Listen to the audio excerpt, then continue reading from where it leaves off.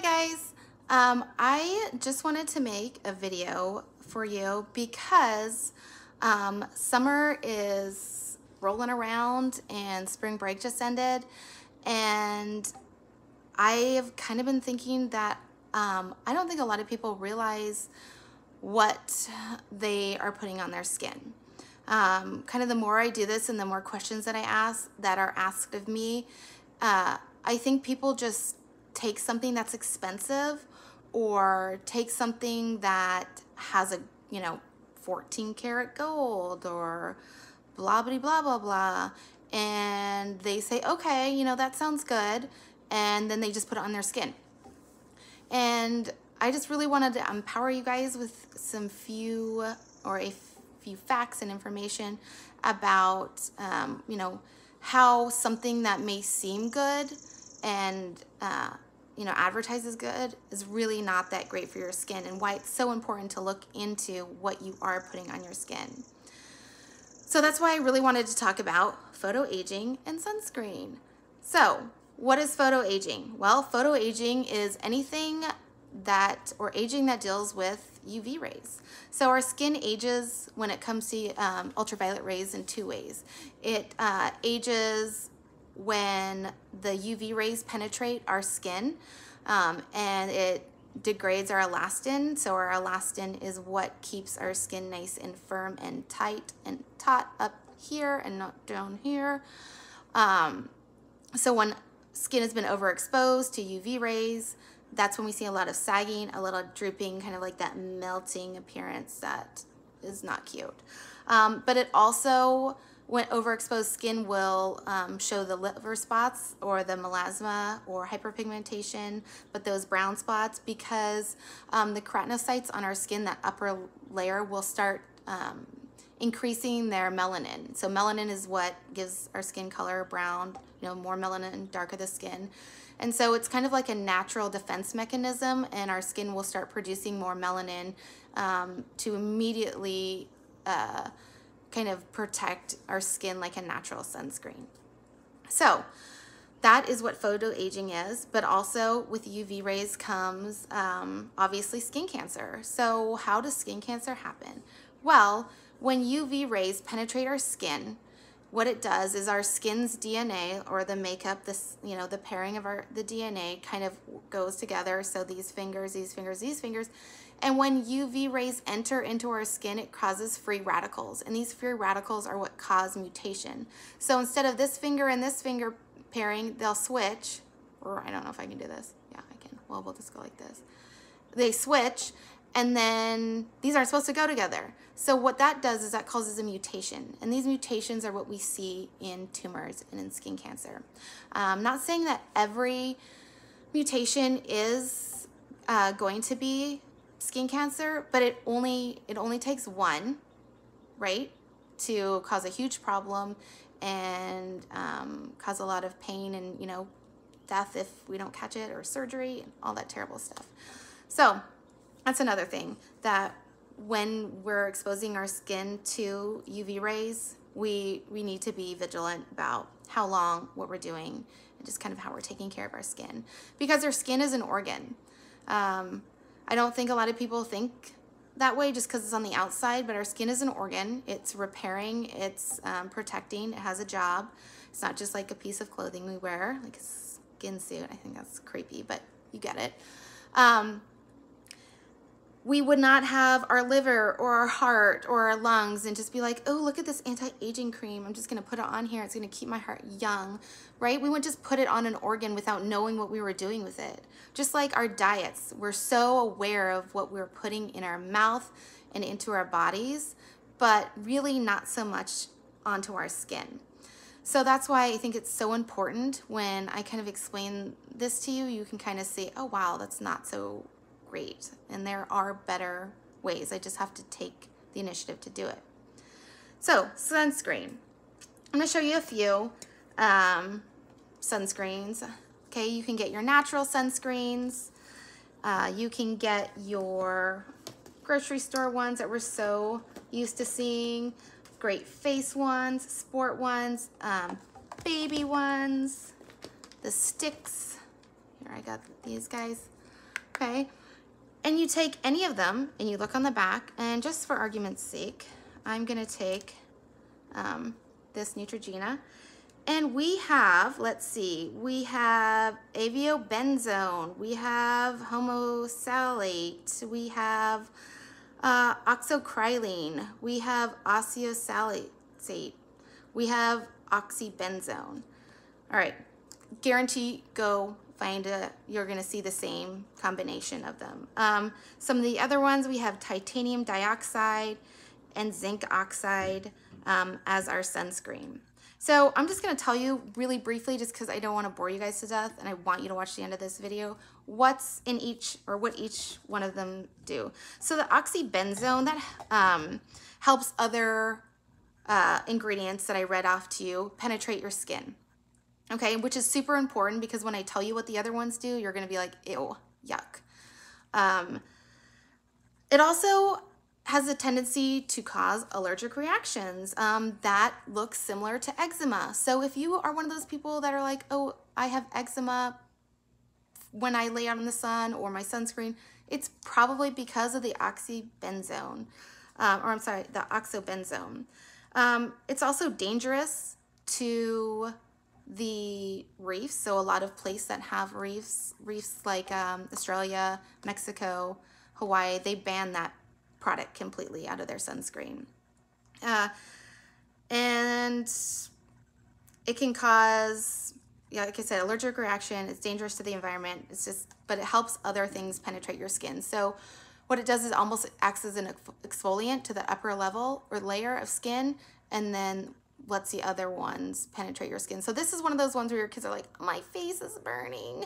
It's because that sunscreen has allowed those other chemicals to penetrate and then irritate your little baby skin. So cute. So, and then the octocrylene, okay, another one.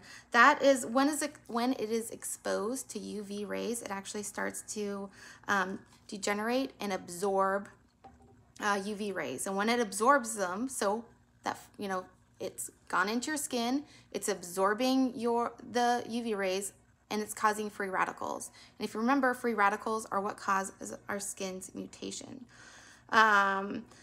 Let's see, the other one is the Octocellus Saline. I can't say that word, that's okay.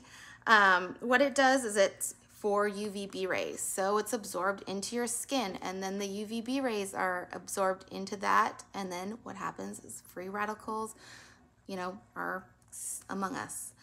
The aviobenzate, it is for the UVA rays, and it absorbs the same way, it degrades as soon as it hits UV light, and then it starts causing these free radicals. And that aviobenzate, or yes, aviobenzone. I probably can look right here since it's on there. The aviobenzone, that is actually can cause acne and rashes and breakouts. So if you have sensitive skin or you have skin that breaks out easily, stay away from that one. And finally, the homosalate. That's actually a kind of a bad one. Well, actually, they're all kind of bad ones. But what this one actually does, and this is like, so when this is 3%, what this does is it actually, there's research out there that shows it impacts our hormone system. And it's actually, there's research out there that says that it's found in breast milk. It affects your estrogen level or your estrogen hormones, and it can be expressed through, so this chemical can be expressed through your breast milk into your baby. Also, it enhances the amount of pesticides that our skin and our bodies take in. So, yuck. But you may wonder, oh, well, all of those have it in there. What should I use? Okay, well, use a natural one. You have zinc oxide in this one. You have, this is a great one. Highly recommend it. You have zinc oxide in this one. In this one, you have zinc oxide, and then in this one, you have a few of the yucky ingredients, but zinc oxide as well.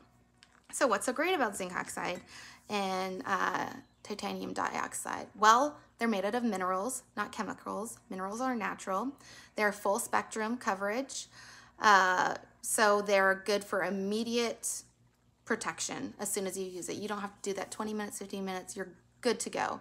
Out there, zinc prevents burning.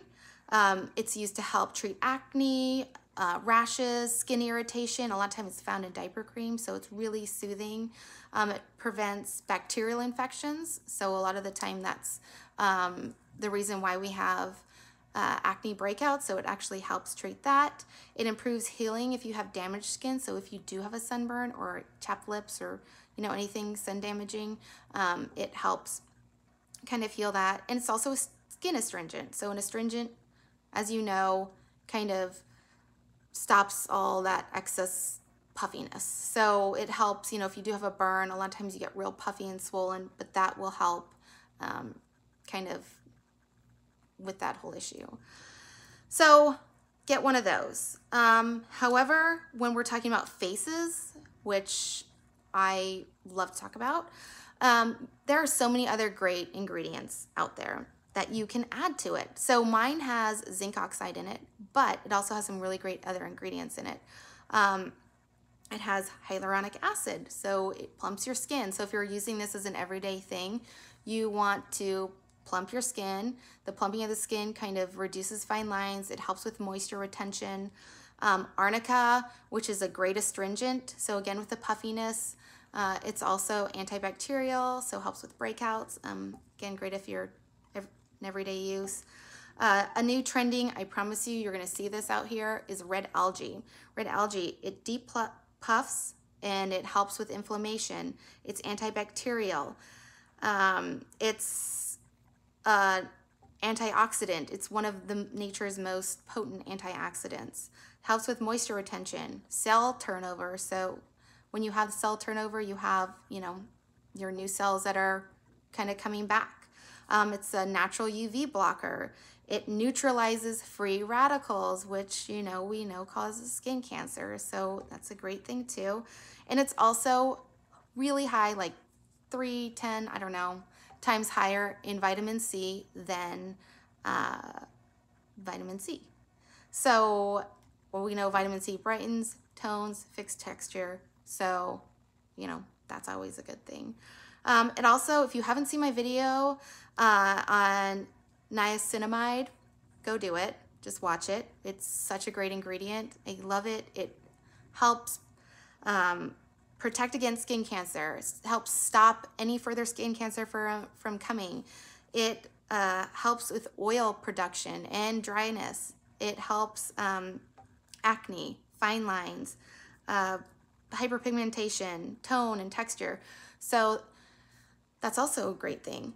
So basically what I'm saying is get a sunscreen that has one of those natural elements in it so you're not sucking up that UV rays in your skin, but also find a sunscreen, especially for your face, that has all those things that you want in it, plus a sunscreen, right? Because we don't want breakouts, we want fine lines, and there are a ton of great sunscreens out there for your face that kind of merges an anti-aging with a really safe product to put on your skin.